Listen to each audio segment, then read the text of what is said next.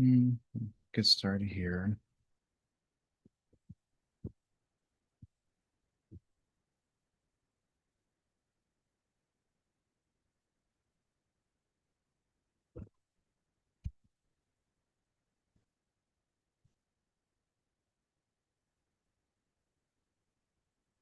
Let's see. Redirecting. It's running a little slow.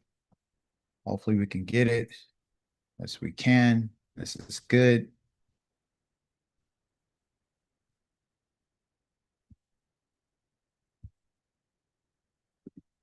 Cool. All right. Come over here. Inshallah. Slide. Can you all see my screen? Yes? Your face. Okay, let me see. Let me share it.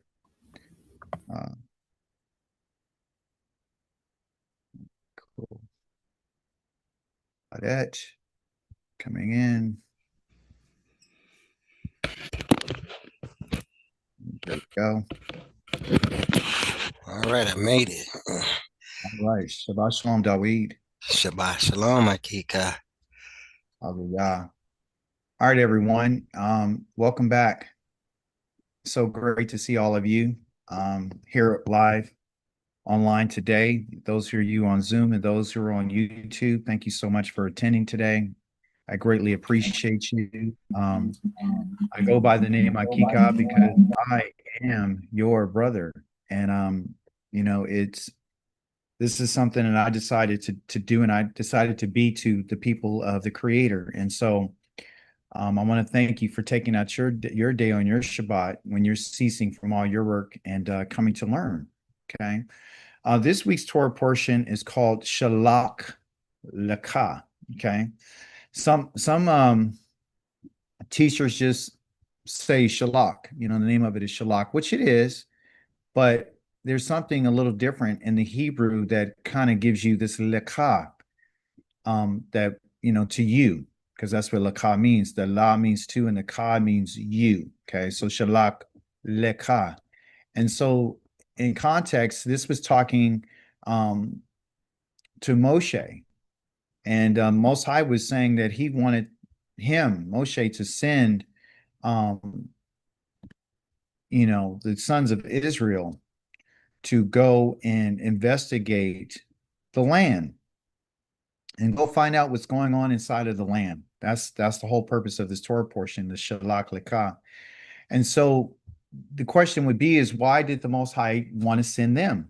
Why did he want the leaders and the princes? Because that's what they were. They were the princes of the tribe, not all of them, but some of them from the tribes to represent the tribe that they were going. The ones who were not sent was the Leviim. They were not counted in the census. So if you read your Torah portion, you'll find out that they're not included in the census.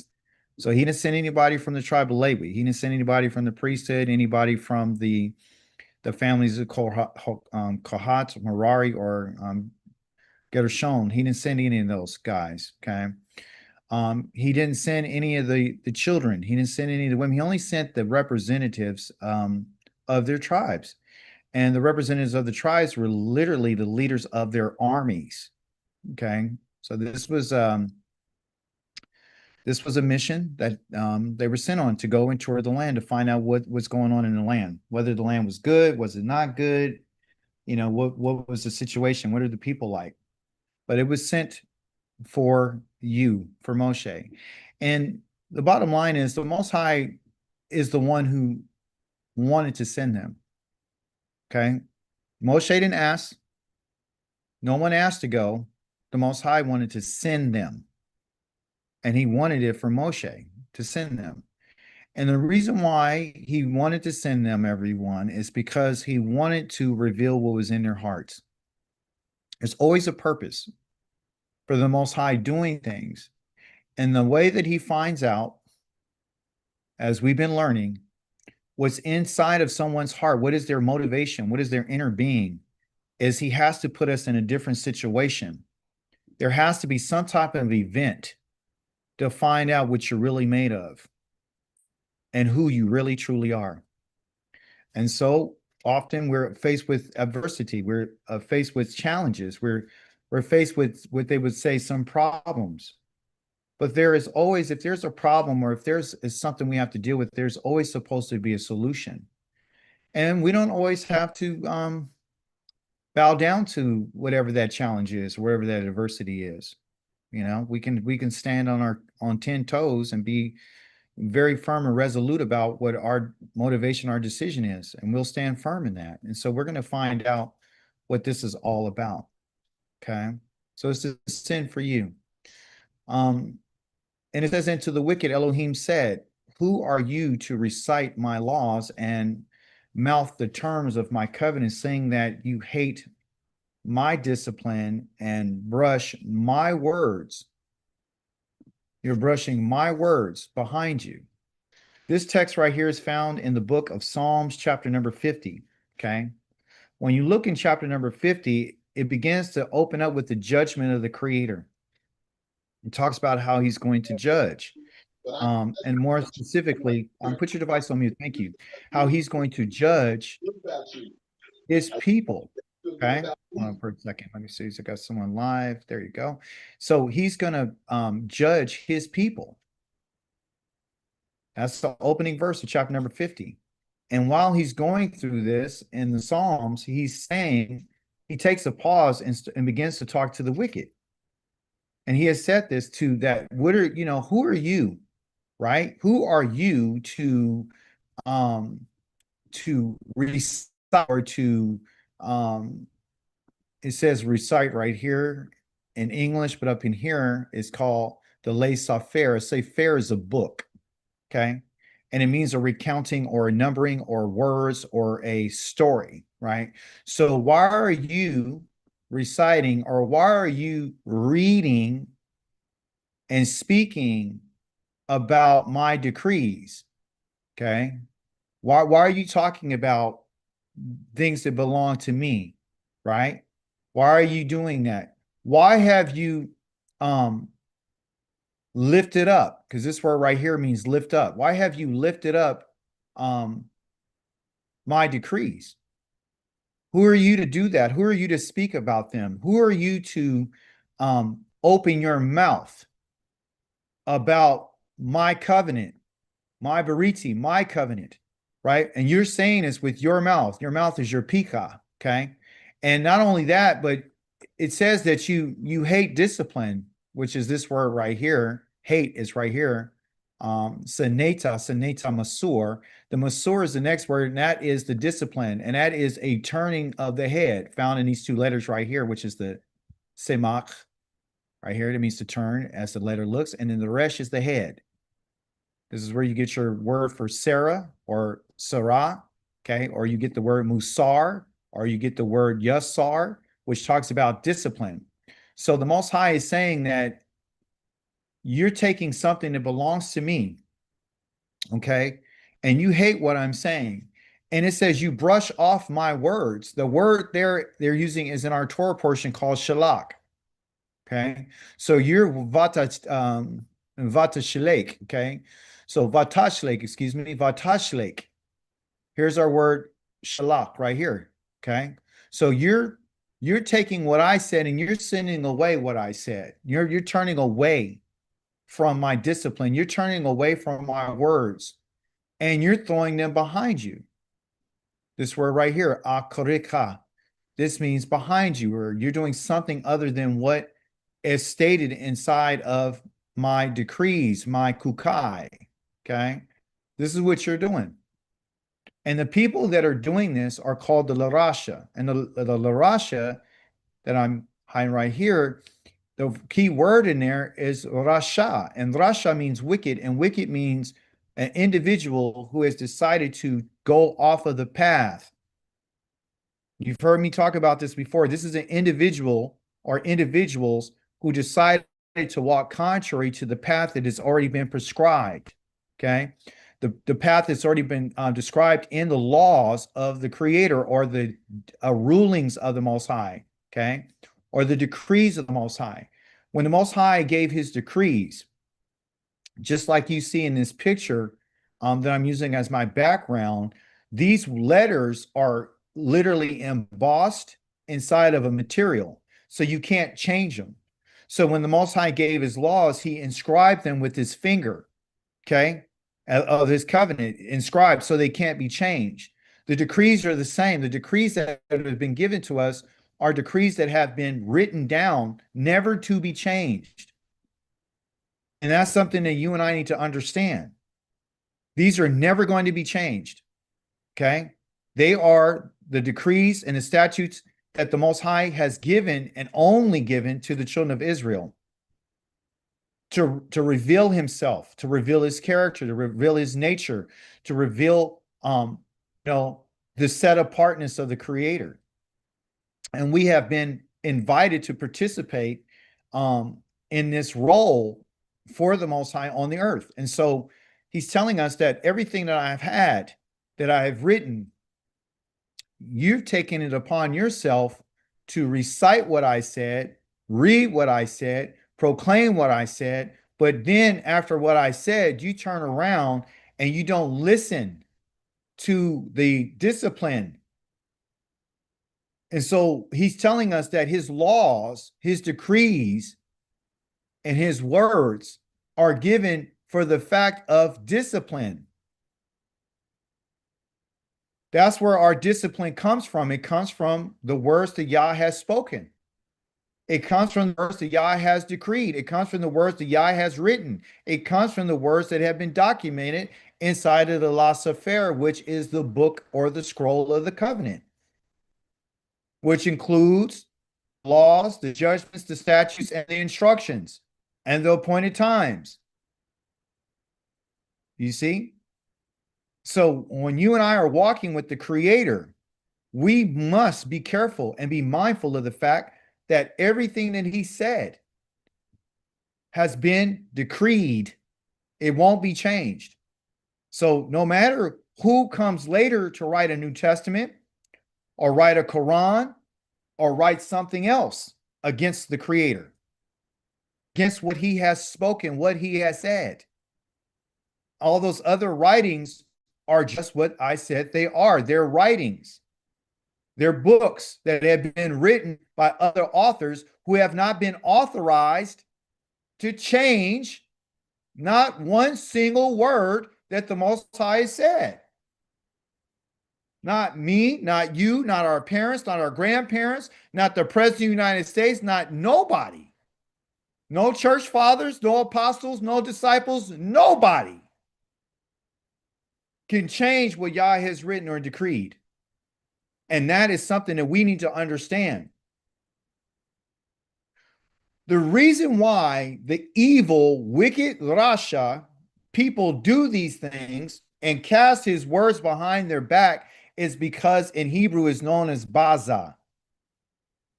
Is Baza. You can write it down. I'm going to tell you exactly what it means in Hebrew. Okay. The word is to spoil. Okay. It can happen in two different ways. Okay. There's a spoil that happens from war, like you go get the spoils after someone is defeated, or something that after you get it, it has been sitting for a long time and it rots and then is spoiled and is no good of any use to you. It's worthless at this point. Okay. So the wicked, the Rasha, okay, are the individuals who consider what Yahweh has said as Baza. They have considered it as it being spoiled. Not that they've come and they've captured it and they took it from whoever they defeated, but they're looking at it like, well, it's no good to me. It's spoiled. And so the word comes from the idea of a tent.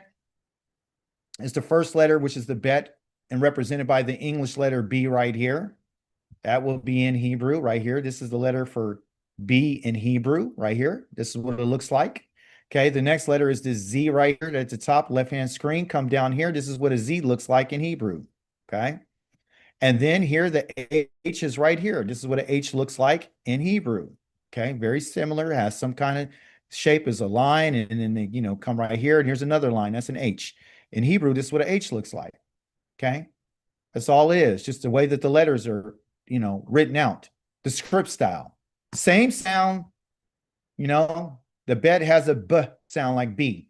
The Zayin, because that's the name of this letter right here, has a Z sound. Same sound. So that's why it's called Baza. So if you look at this, you know what this sound is. You be Ba. And then you look at this letter and it says Za. You got it. Baza. Okay. So is that hard? No, it's not. You just need to know what the letters are. So do your research and look at the Hebrew and find out what that letter looks like, what the letter B looks like, and what it sounds like. You already know the sounds. Ba, za, ha. It's all there. Okay. So baza is a word that means to spoil. It means to show some type of contempt for what you have, okay, or what has been given or what you possess, okay? Now, I have it here where it talks about what the meanings are. These are the pictographs of the word. You know, when you look at these letters in Hebrew, they're represented here by letters, but in the ancient Hebrew, they were actual pictures, you know, and one looks like a cutting, this letter right here looks like a cutting instrument that's used by an ox to cut open the ground, okay? This right here is a tent. The letter is represented by a tent. So in the ancient Hebrew, it looks kind of like this letter right here. You know, this being the wall right here, here's another wall, and here's another wall of the tent, and here's the entry into the tent, and here's the person who's inside the tent, okay? If you look at this one here for the Zayin, this letter right here called the Zayin is Zayin. That's the name of the letter. Okay. That's what how you say it. Zayin. Okay. That's the name of the letter. The sound is Z, like Z is in zoo. Okay. So if you look at this letter carefully, if I was to take the letter and flip it on its side, it'll look like this. Okay. And if I was to attach an ox to it, when the ox is going down, they would attach this and it would cut open the ground. It's used to create lines in the ground that the ox is going to plow. It's an instrument for plowing. So it cuts right through the dirt. It cuts open for, you know, when you're doing harvesting. Okay. And then, of course, this last one right here is the hay, which is represented by a man who has his arms raised up. So in the ancient Hebrew, the pictograph is a man. And if you can look at this, that looks like an H. If I was to draw right here an H, that's where they got it from. See, it's very similar. Same, you know, lines, but they just moved them around a little bit. Okay. And now the man here, he got his hands raised up. And what he's doing is looking up at the heavens, and he got his hands raised up and he's looking at the heavens and saying, oh, what a beautiful sight. It means to behold. Okay. So that is the pictograph meaning of this word baza. Okay. But let's take it a little bit deeper because, you know what a tin is, you know what a cutting instrument is, you know what it means for a man to have his arms lifted up. And I'm telling you, it's spoiled. So how do you make sense of it being spoiled? How do we get to being spoiled? Same word, same letters. Now I'm telling you what the tent means. I'm telling you what the instrument, the cutting instrument is for use for the function. Okay. And then I'm telling you the function of the man with his hand standing up. It means to attack the house. So when when the Most High is talking about individuals, Rasha, who have contempt for him, who listen to what he says, okay? And then they turn around and they think it's spoiled. Okay. So now they've conquered it, right? They've attacked the house, they got what they wanted, right? And now that they have what they have after, attacking the home or the house of the person, whether it's a tent or a family, they took the spoils, which would be the gold, the silver, the precious stone, the food, the crops, the harvest. They took all that and they just let it sit. It becomes spoiled. But the way that they got the spoil was through the idea of attacking the house or attacking the home, you see? So in Hebrew, every letter has a meaning and it has a function, right? So unlike in English, we would say spoil and that's, well, it went bad, but we don't understand where it's coming from. We don't understand the actions it took to get to that. You understand? So each one of these letters represent that. So the cutting instrument now is being used to attack the house. Okay. And it's something that's the person who's looking at the house is attacking the house. The one who's over the house is the father. That is the leader of the home. Okay. So anyone who has baza or anyone who has contempt or anyone who casts Yah's words behind their back, or anyone who treats his words like they're spoiled, anyone who's sitting on the spoils that they have and letting them rot, and then saying they're no good to me and they're worthless because they haven't taken advantage of what they received. You understand? Okay. So that's what Yah is letting us know through this word. Like, you have a duty and a responsibility after you receive something from Yah. You and I have a responsibility to use it and make use of it. If it's food, you eat it. You know, if it's gold and silver, you're supposed to trade it, increase the wealth, use it. Don't just sit on it. That's something you and I can take from this. Instead of us sitting around after we receive what Yah has given us, Yah the creator, instead of us just sitting on it and being idle and not doing anything and sitting on our hands, Yah considers that contemptuous towards him. So if you've been given the laws, and you've been given the statutes, and you've been given the commandments, and you've been given the set apart times, you've been given the Shabbats, we have to take advantage of that. Otherwise, we would be considered to be evil, wicked, because people that are walking on this path, that are learning and understanding, guess what? I'm on this path. I have a duty. I have a responsibility. And my duty on this path is to take advantage of every opportunity I have to learn more about my creator and to utilize what he's given me to put it into practice. It doesn't make sense for us to come to class, learn the Hebrew, study it, read it, study it, Torah, pray, fast, whatever else that we're doing, if we're not putting it into practice what Yah's talking about. So let's you and I not be the baza that our ancestors were. Yahweh said to Moshe, how much longer is this people going to treat me with contempt? I have in quotation there, or parentheses, excuse me, the word na'atz. There's another word for contempt.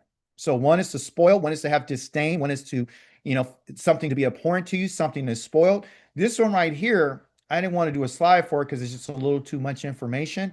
Just want to touch on it. Yah's talking about sparking him. What do I mean by spark? That means that you keep hitting a piece of metal over and over and over and over again to try to make a fire catch, to get a spark. You understand? Remember, he said in our Torah portion this week that, hey, they tempted me 10 times. So what did they do? Pa'amim, asar pa'amim. Every time pa'amim means time, meaning every time they struck me 10 times, they struck it 10 times just to get a reaction out of me, just to spark me, just to cause a spark. And if you cause a spark, it's eventually going to cause a fire. You understand? So the people that Yah's dealing with, and the people that he's dealing with then, and the people he's dealing with today, are the people that have contempt for the Most High. Not only just spoiling just by hearing his covenant and his words, there's other individuals who don't have the words of Yah, and they're still in contempt. They're still sparking him, and they're going to cause a big fire to come, and they're not going to be able to quench it. They're not going to be able to put it out. So he's asking the question, how much longer will they not trust me? In English, they have the word trust, which can be, they say it's synonymous to having faith or believing in me. These are all abstract terms. The Hebrew language gives us a clearer picture of what trust really means. And I want to share that with you.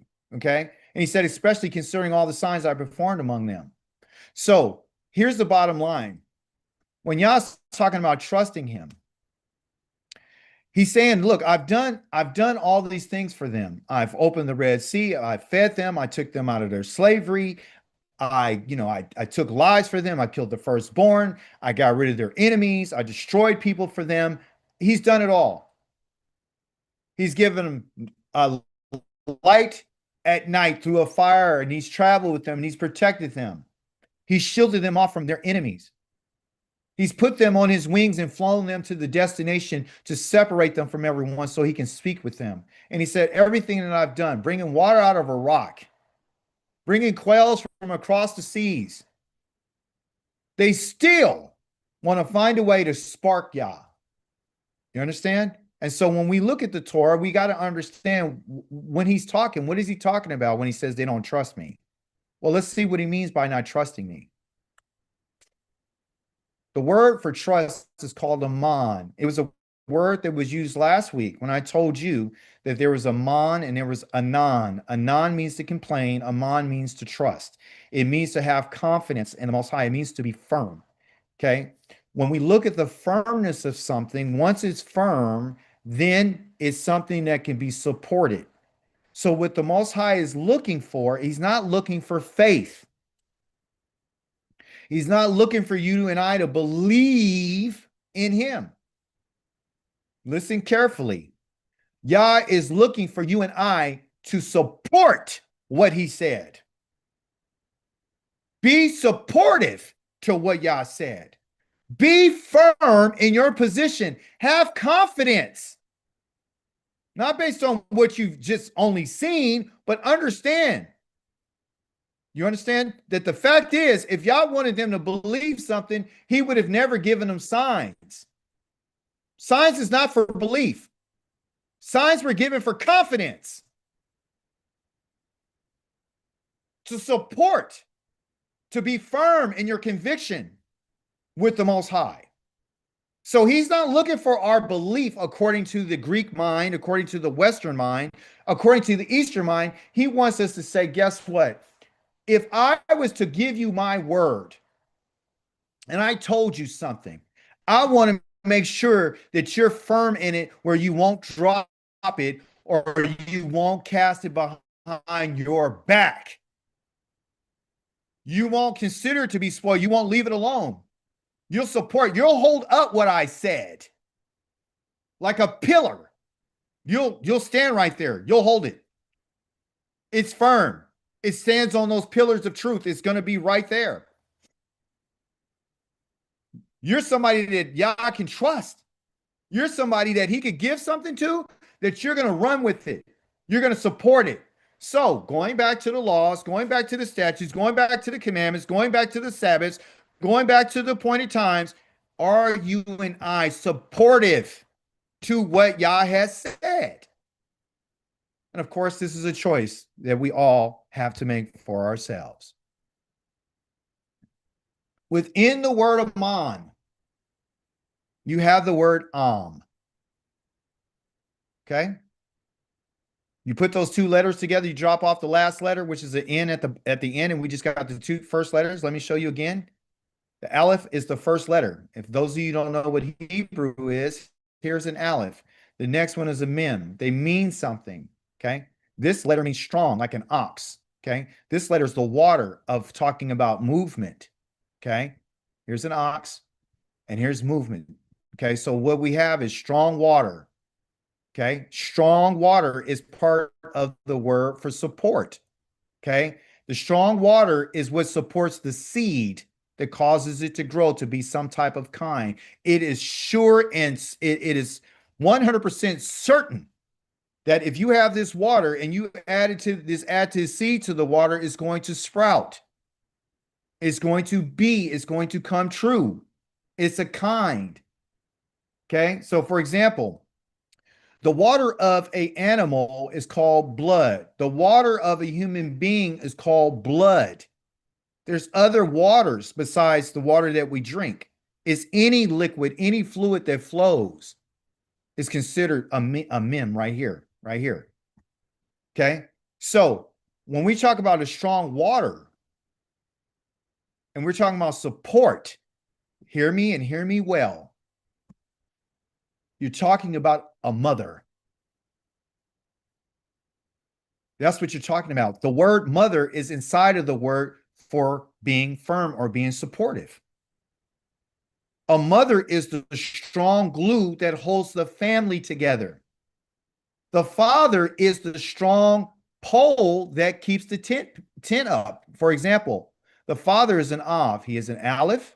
And his letter is a bet. So he's an aleph and then he's a bet. He's the strength of the house. Because a bet right here is a tent. So he's the strong tent, the strength of the house. He's the strength of the house. He's the tent pole that holds the curtains up, that holds the tent up. You take the father out of the home, you take the strength from the home. You take the pole out from the tent falls. The mother is the one who holds everyone together. The father is the structure of the house. He's the strength of the home. You understand? You got to defeat the father in order to get to the children, to get to the wife and the children.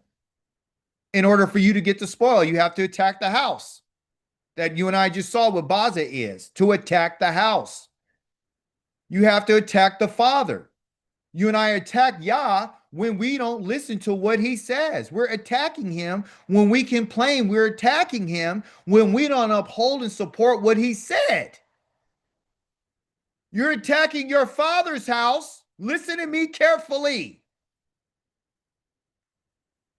When you and I are going around and not doing what we're supposed to, according to what our father's house, talking about not just our father, but our father's father,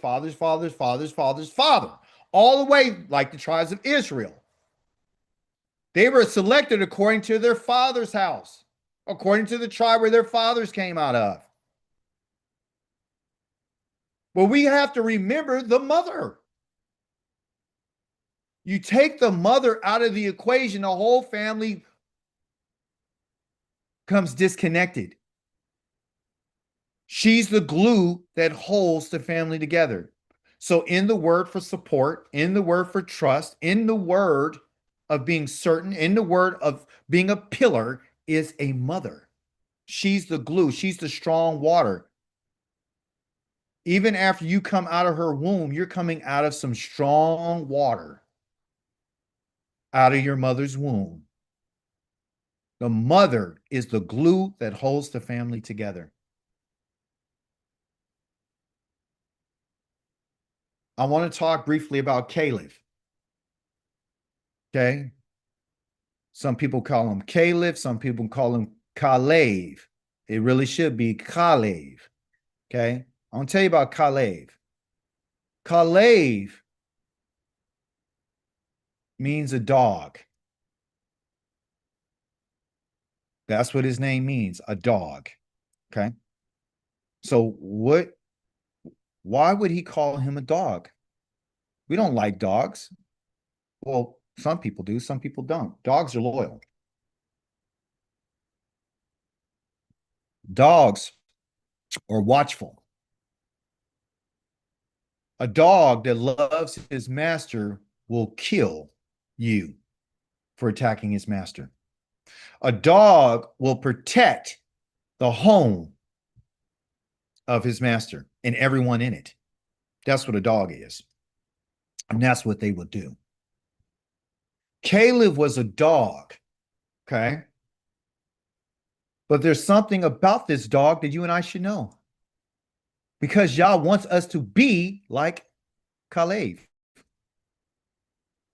In your Torah portion, and for those of you who don't know what a Torah portion is, it is a portion that's read out of what they would call the instructions of what the Creator said to his people. Okay.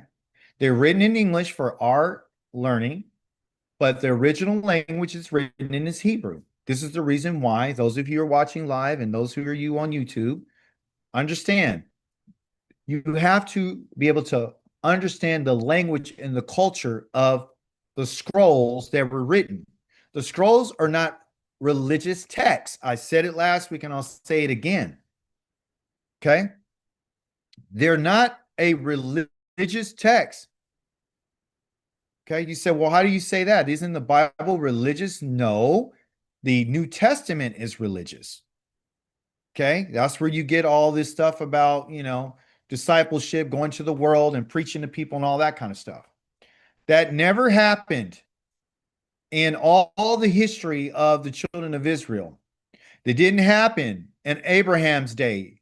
It didn't happen in Noah's day. No one ever preached to nobody. Okay? Hear me and hear me well. There was nobody that was sent to go and disciple anybody to make sure that they do what the Creator said. Prophets were not sent to disciple anybody. The Levites were not given, the priests were not given to disciple anybody. Okay? To make them get a message to go tell anybody. To send them to the four corners of the world to share this with everybody around the world. That's not what this was. This is about a family that the Most High chose out of all humanity to be the family that He says, I'm going to teach you my ways. And as a result of that, you're going to give me praise and you're going to let the world know that there's only one Elohim. There's only one creator, and I'm the one. I'm the one who delivers. I'm the one that saves. I'm the one who kills. I'm the one who makes alive. I'm the one who made the earth in 6 days and ceased from my work on the seventh day. I'm the one who counts the stars. I'm the one who told the sea not to go past the seashore. I'm the one. That's it. Here we see Kalev or Kalev. When the children of Israel, more specifically the princes, came back and they were talking to the people and they were all, saying, hey, we can't do this. We don't have the ability to do this. These people are too big. The cities are, fortified. We have no chance whatsoever. And Kalev silenced the people. And he said, we ought to go up immediately and take possession of it. There's no question that we can conquer it. The idea of going up is an ascending. We need to ascend. I talked to you about this before. The Most High is not looking for cowards. He's not looking for people who are going to question what he says.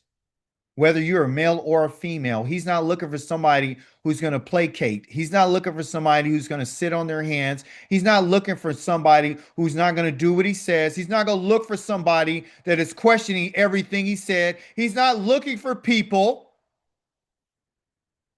who have absolutely no confidence in what he has said and what he has done.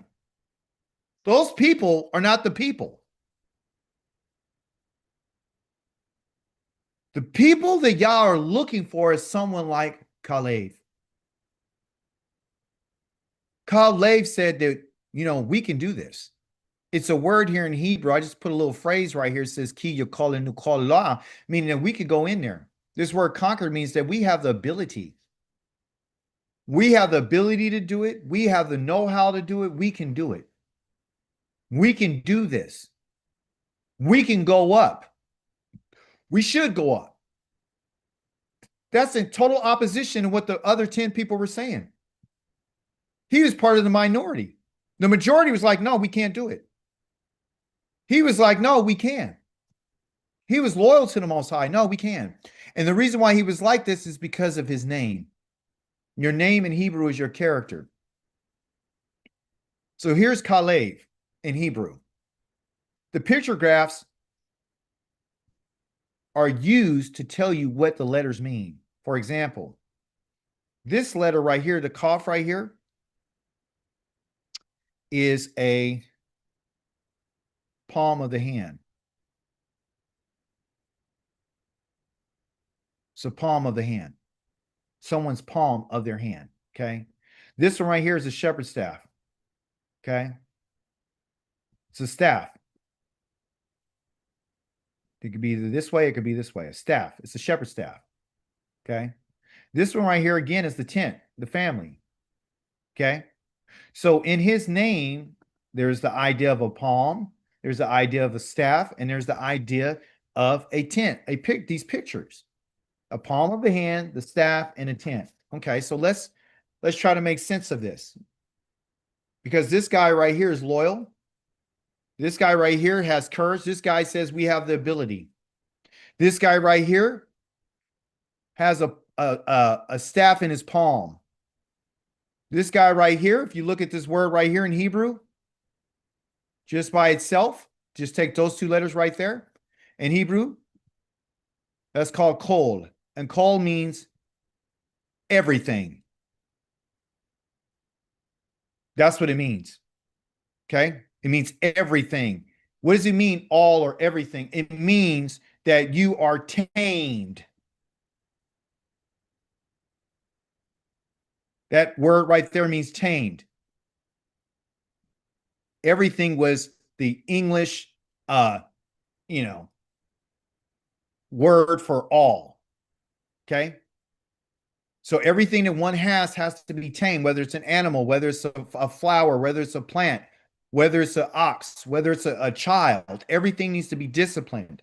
So even within his name, Kalev, there's an idea of being tamed. There's an idea, if you reverse these letters and you add the word lock right here and you just change the letters and reverse them, that right there means to walk. And how does he walk? He walks with his palm, with a staff in his palm.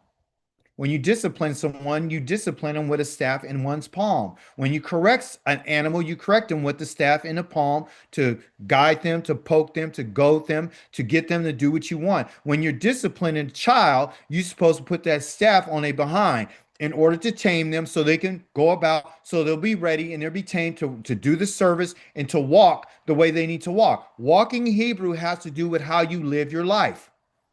It's your walk. So you and I must be tamed. This man was tamed. What else is in his name?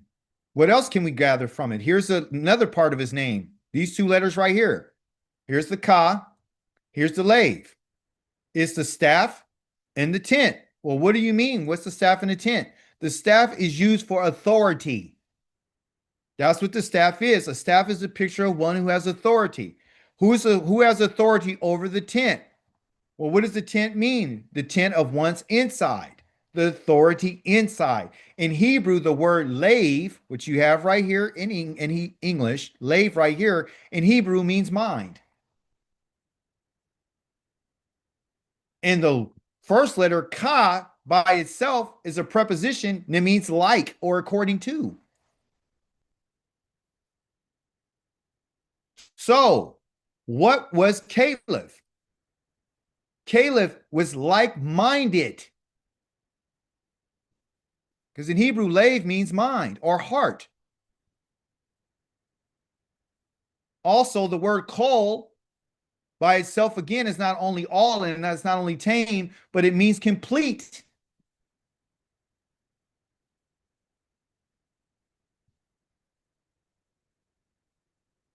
It means complete. So he had a like-mindedness about him. He was completely for Yah. He was completely ready and available because he had a different type of mind. He had a mind that was tamed. He had a way about the way he lived his life, like lave or lak means to go, like, shalak lekah, sin you for you. You have to walk and live the way that Yah wants us to with a complete mind. A mind that's according to Yahweh's mind. A mind that is in alignment with Yahweh's will and Yahweh's desire and Yahweh's plan. The reason why these people didn't succeed is because they didn't have the right mind.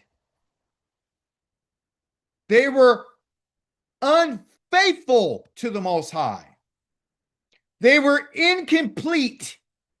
They were opposite of the Most High.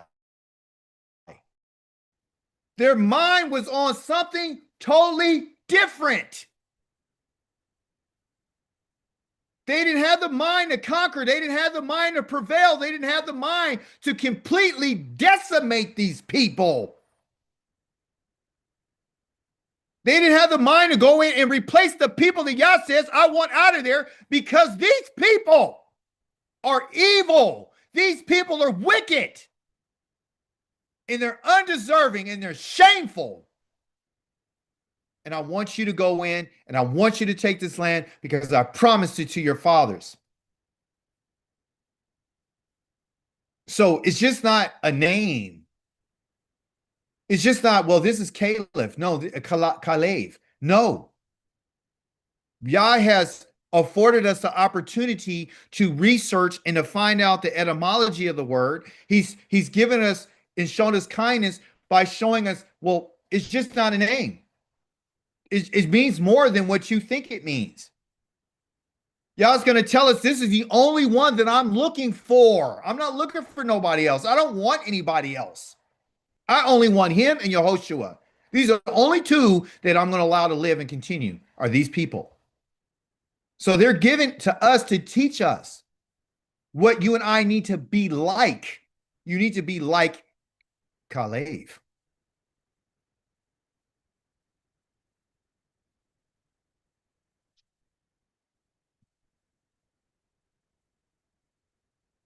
Yah has said, the creator, none of those who treated me with contempt, that Baza will see it.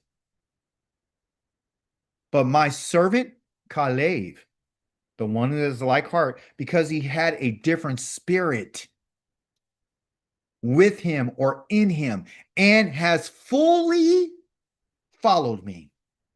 For him, I will bring into the land, and he entered, and it will belong to his descendants. Now, let me help you and I understand a few things about this. Number one, the last word is descendants. Let's start with the end and work our way back to the beginning. When he mentions the descendants, he's saying the faithfulness and the wholeheartedness of this man has allowed his descendants to be able to inherit something. Okay, going back to what Moriah has said earlier, that her children are listening to her. She's asking the question, why did he give this to me? He gave it to us so you can pass on to your descendants. It is your faithfulness that allows Yah to do anything for your descendants. It was the faithfulness of our father Abraham that you and I are even able to enter to the land that Yah promised because of his faithfulness. It's the relationship that Yahweh had with Abraham's son Yitzchak that allows Yah to have a relationship with us because of his father Abraham that's passed on to Isaac. Isaac knew the Most High and passed the information on to Jacob. And because of the faithfulness of Abraham, Yitzchak, and Yaakov, known as Jacob, it's been passed on to the 12 sons of Israel. And everything that you and I do gets passed on to the next generation. Going down to the third and fourth generation of those that are loving Yahweh and keeping his commandments. Or it could be the third and fourth generation all the way down to those who have hated Yah. That's going to have to bear the consequences for going against what the Most High has said. So when you ask yourself the question, why am I doing this? Why did he give it to me? Because he's faithful. And because Yah is kind and he's merciful. Because he's thinking about the generations to come. It's not only about you.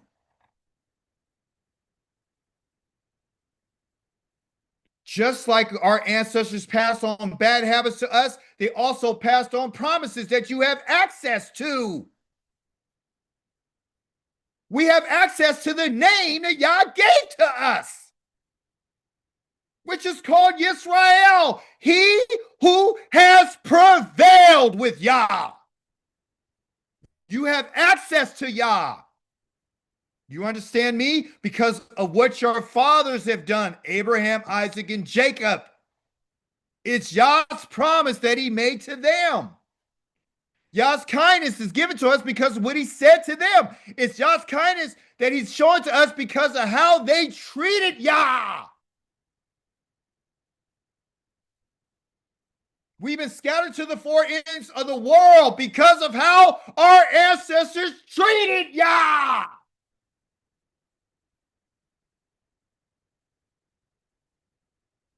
You and I have to fully follow Yah. No half measures with him. No half foot in, 1 foot out. No halfway study. No half, you almost made me say something. No half-heartedness. You have to be absolutely sure that this is what you want to do. And you better do it with courage. You better do it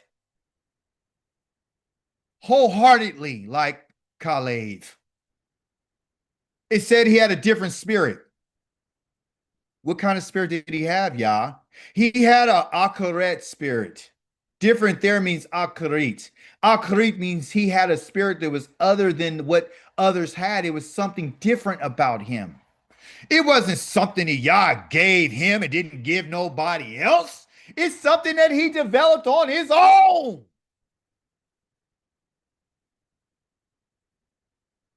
It is the spirit that's within the individual that they can choose on how they're going to respond to the Most High. He didn't handpick Kalev. Kalev picked Yah. He picked him.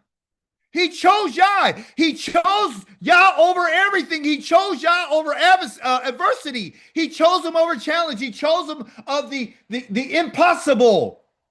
He chose him over defeat.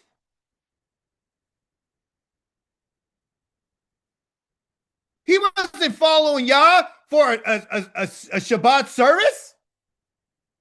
He wasn't going to church to find out about Yah. He had nobody. He didn't have the Torah written down so he could read it. He had no copy of it. All he heard was what Yah had communicated to Moses.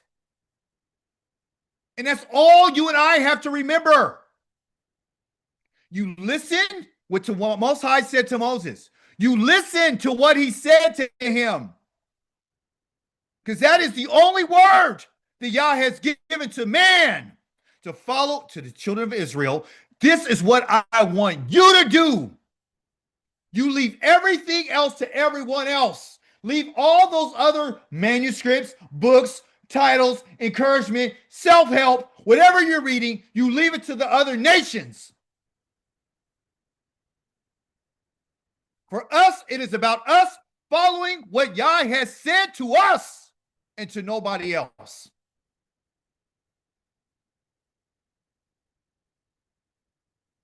Kalev. It's the function. Told you each letter has a function. It's just not what a picture. It's just not a palm of a hand. It's just not a staff in a hand. It's just not a house. What's the function of his name? How does he function? What caused him to be fully engaged with Yah? What caused him to be wholehearted with Yah? What caused him to be tamed? It's in his name. The first letter represents correction, which is the palm of the hand. When you discipline a child, hey, come here, hey.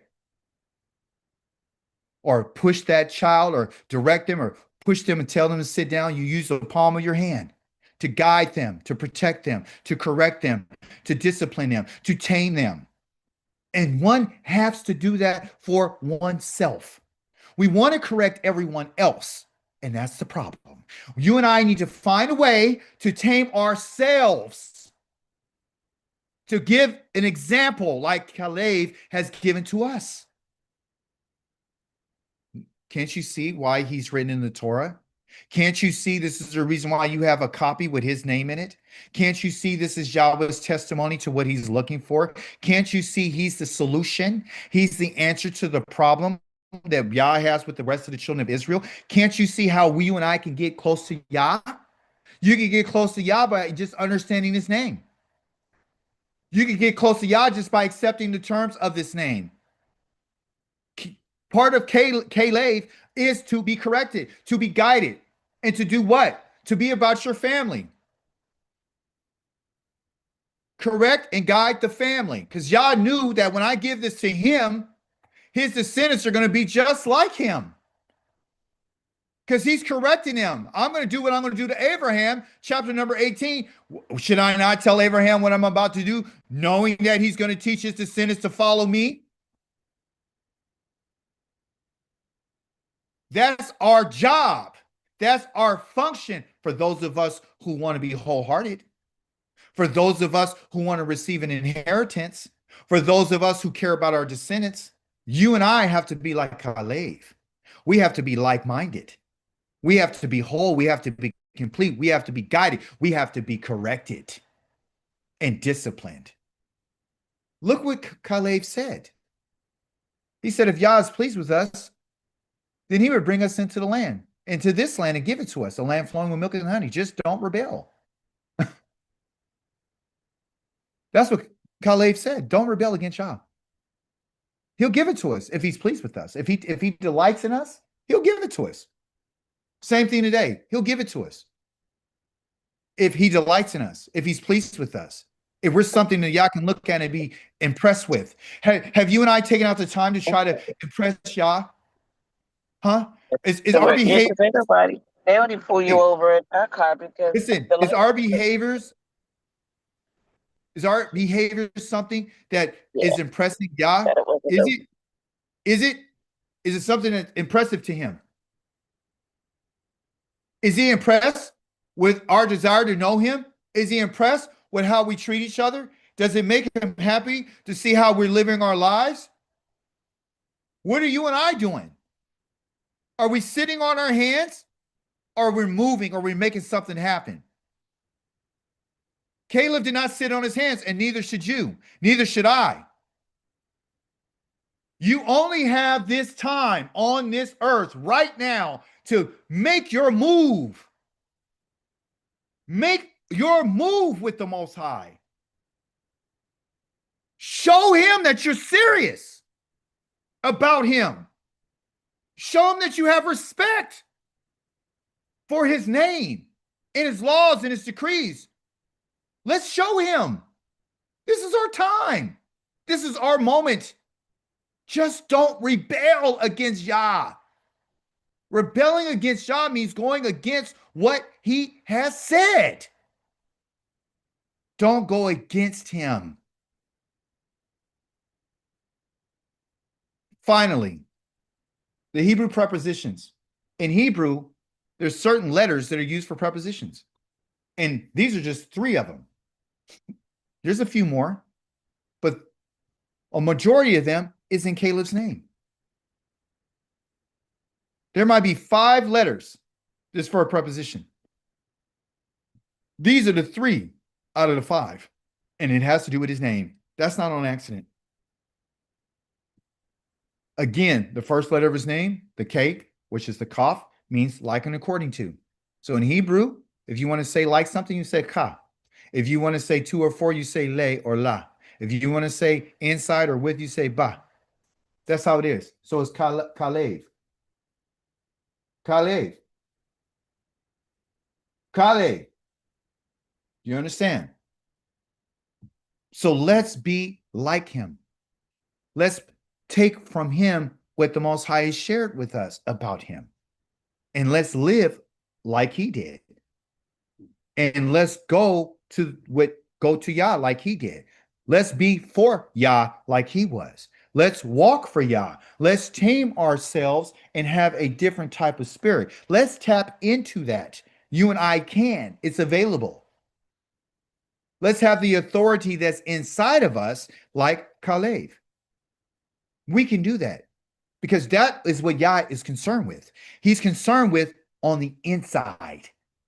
He's not concerned what you and I look like on the outside. He's not concerned with the things, the pollutions and contaminations only on your outside. Yah's looking for the inside. You understand me? This is what he wants from us. He wants it to be deep within our souls that you and I are making a connection with Yah. We're using the body as a means to get to the Most High, to communicate with him through it. He's given us a mouth to be able to call and sing the praises to the Most High, or to thank the Most High with the mouth that he's given us. He's given us these hands that you and I have to show love and compassion and care for those around us, or to protect. The same hands that are used for prayer and getting down, raising your hands to the Most High and beholding him, are the same hands that you can use to protect your family and to protect yourself. The same hands that Yah gave to you is the hands that can be used for work when they're supposed to during the 6 days of the week, so you can look at it on the seventh day and reflect upon all the work that you did with your hands that Yah gave you the ability to do.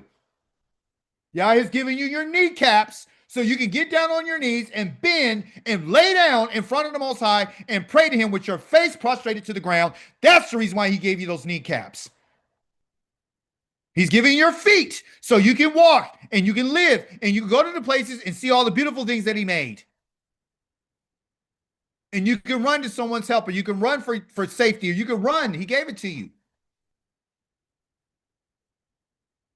You can take your feet, can take your soul wherever you want to go. Your tongue, taste buds, Yah gave it to you so you can eat the food that Yah says this is for you, and enjoy it and celebrate. You see, so the humanity of us and the outside of us and the flesh of us is only used in order to manifest the joy or the pain of what the soul is experiencing.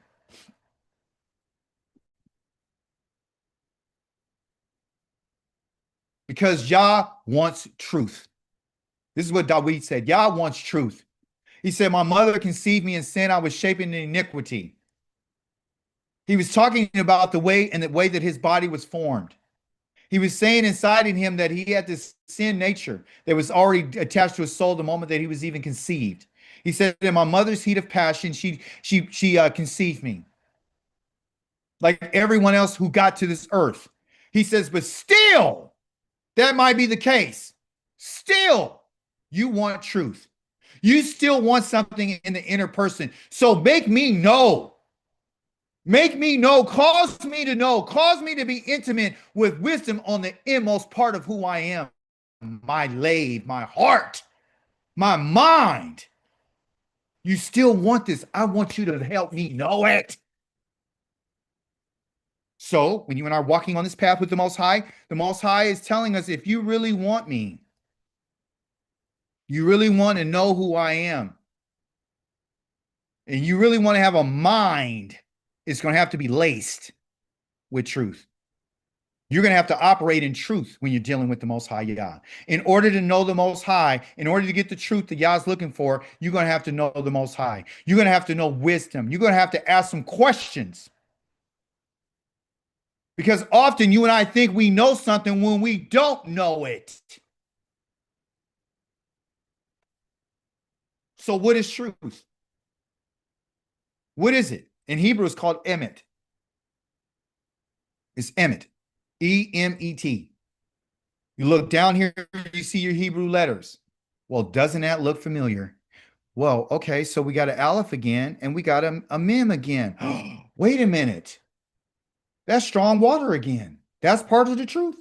Yeah, that's part of the truth. This word right here is the same word that's used for Aman. I just crossed this T out right here, and I put the N on the bottom, or the Aman. Yeah, I put the noon on the end. Then we got support. We got, what they would call faith.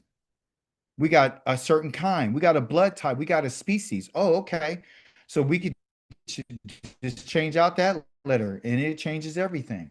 Okay. We could cross that T out right here, this last letter, and I could put an R right here, a resh, and that means to speak or to say. Oh, okay. So truth means something is said. Oh, okay. So also I can take that out of there, and I still got mom right here. I got my strong my strong blue. I got my mother right there. Okay, mother's in there. She's in the truth. Okay. And what about this last letter, these two sticks? What does that represent? The two sticks represent a destination. In Hebrew, there's two sticks. They were crossed like this. It's an X. And what it was, I put up here on the top, the X was, the two sticks were put into the ground. Okay. So when they were doing the plowing with the animal, they had the ground. You can see my dirt. Okay. The ox then would travel from one destination, from his beginning, from the start, right here. I'll put the ox right here. The ox is traveling. Here's the ox. And the ox has the instrument on the end that's supposed to till the ground. And then when the ox is going, right, then you got the shepherd there who has a staff. The staff there is to guide the ox. They're going to guide the ox down here to the two sticks. And when the ox is going, when they're plowing the ground is going to have to be the rows are going to have to be straight, because when they're planting something, in order for them to plant it so it doesn't cross over and contaminate the other thing that they're planting, or if they want proper growth, they're going to have straight lines and they're going to have separation, okay, from these furrows that they have. Okay, so this letter right here represents the two sticks, which means the sign or the destination. Okay, so the purpose of truth is to get to your destination. And anytime we're talking about truth is supposed to lead you to the destination. Okay, that's what it's supposed to. It's supposed to lead you to your destination. Okay, just like your mother, she's supposed to. If anybody's supposed to tell you the truth, is your mother. Where'd your mother get the truth from? Who did she get it from? She got it from her mother. Who did she get it from? She got it from her mother. Well, where did she get all the support from? She got it from her mother. Was her father part of it? Yes, he was. He's the priest of the house, but the mother's the teacher. She's the one who's teaching the children about truth, because she's the one who spends more time with the children when they're first born than anyone else. She's the one who's infusing the child with truth. She's the one who's responsible for telling her children the truth. She's the one who's responsible for maintaining the home inside of the house. That's what her job is. Her job is to support what the father said and pass that information down to the child. So truth is a destination. You understand me? So when we're talking about the Most High, he says, Dawood said, Yah, all you ever wanted in the inside of a person was truth. That's no matter how bad we are, what we've been through, the whole goal of Yah is to make sure that the inner person, the soul, knows truth. And the only way you can get that is by asking questions, because in Hebrew, asking questions means wisdom, the power to ask why. Not asking Yah why, asking yourself, why are you doing what you're doing? Why are you not listening? Why? Ask yourself the question, well, how did we end up getting here? Why are the so-called African Americans, why are they the number one in prison population? Why are they the least successful people on the earth? Why are they the most imprisoned people on the earth? Why are they the 3/5 of a person in the Constitution of the United States of America? Why? Why do they protect themselves and they get 35 to life when they've been jumped by a whole bunch of people? Why? Why can't they get ahead? Why are their neighborhoods redlined? Why? Why are they not living to their fullest potential? Ask some questions. Why were they enslaved? Why are they the ones that's celebrating Juneteenth? Why did they get the notification later? Why didn't they get it on time? Because they were slaves. No one cares about the so-called African American. No one cares about the ones that have been put into slavery and sold on ships. No one cares how sick we are. No one is coming to our aid or our rescue, period. Again, Emmett is the truth. Well, what is the truth? Well, let's look at the grammar. It's always about grammar. I will. The first letter, give me the spelling up here. Grammar is wrong. I will. This letter right here in Hebrew, when anytime it's added to a front of a letter or a word, it means I will. So in your first letter of Emet, which is truth, I will. I'm going to do what? I will. I'm going to tell the truth. I'm going to support the truth. I'm going to stand and be firm in the truth. I am going to live out the truth. I am going to ask questions. I am going to possess something that Yah is looking for. I'm going to do that. I will. I will is willingness. That's what I will means. I will is future tense. I will is putting it into practice. I will is saying that, hey, this is a future, but the only way I can get to my future is by looking at my past, because in Hebrew, your future is your past. So if you weren't willing to do it in the past, then you're not willing to do it now. You have to create a future. And you can do that. You can create a new past by changing your future. I'll say it again. You can create a new past, because whatever you do in your past is your future. So why not say I will now instead of I won't? That's how simple it is. The second letter is a preposition again. It means from. I mean, going from the water, going from a location to another location, one destination to the next. And of course, the tav grammatically means you. Truth begins with I, and truth is going to end with you. It's all about you. You understand? It's always going to be about you. It's not going to be about anyone else. You're not seeking truth for anyone else but you. When I say that, I don't mean that you're not going to pass it on. What I mean is this: you can't pass something on that you don't possess. So you have to look at what truth is. And basically, again, the truth is the glue that holds everything together, because the glue is inside of truth. It holds everything together. When there's a lie, it separates.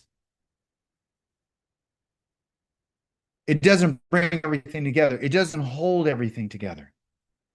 When it's not functioning correctly, when there's a lie, everything falls apart. Everything starts to unravel. Nothing's functioning correctly. You'll know something is true when it's staying together.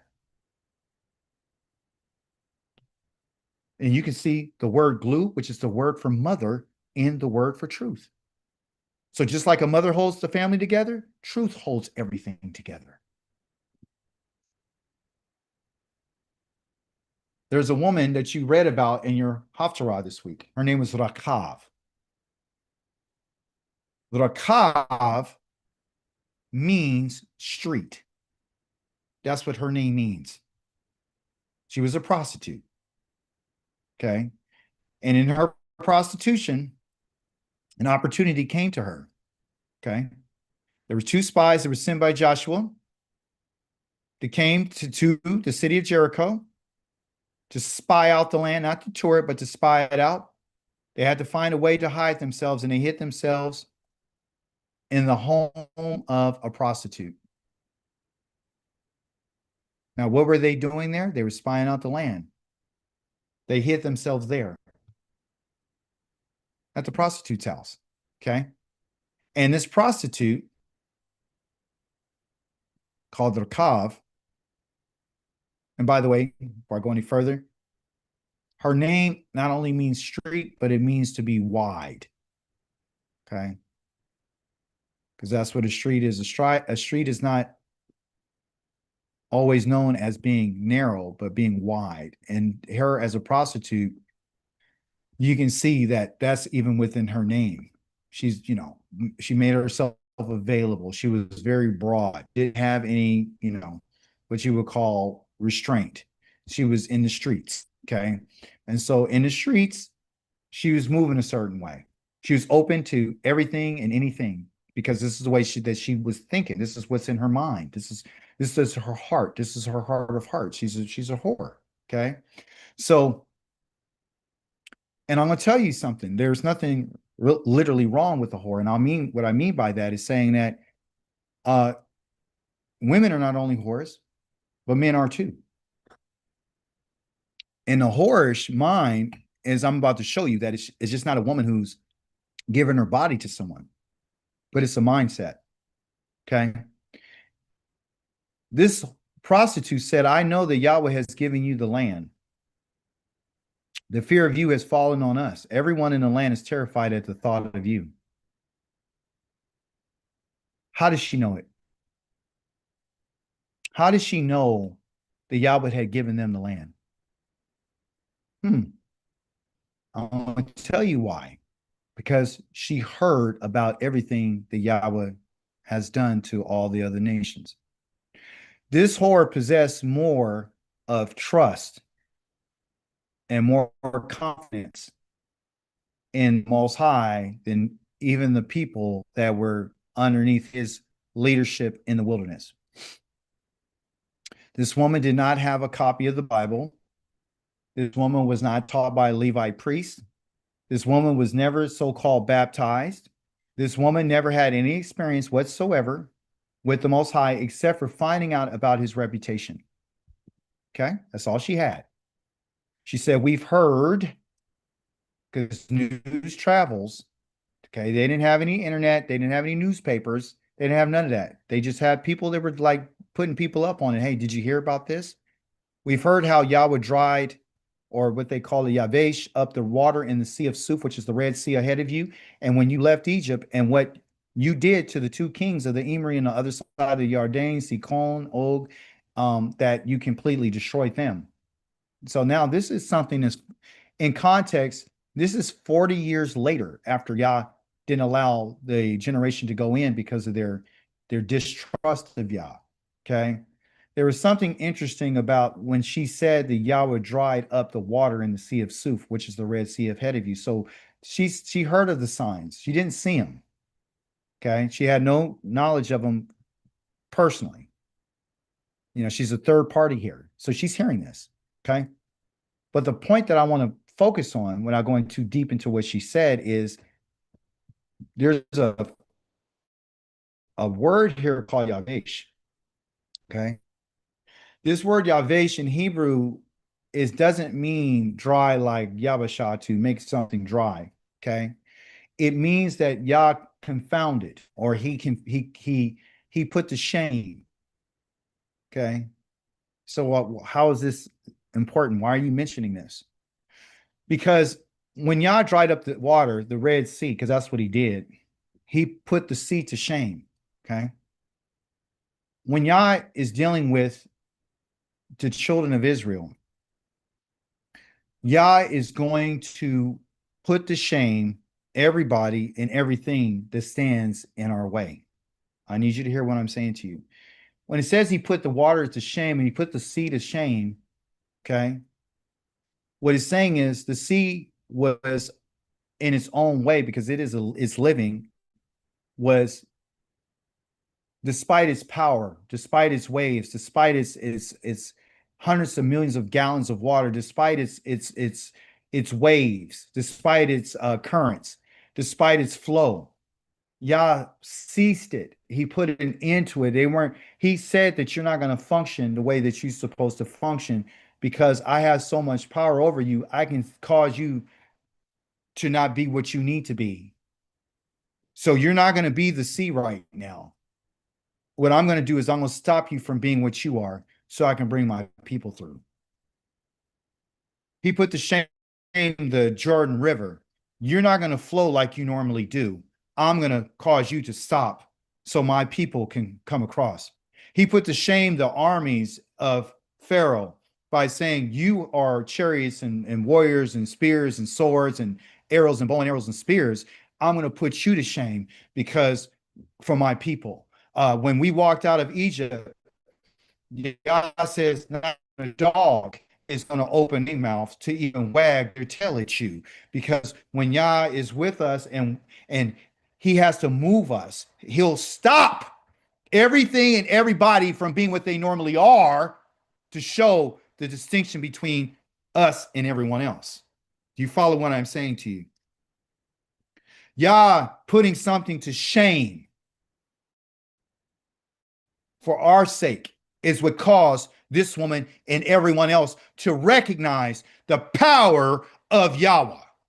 And she knew that they're all going to be put to shame for you.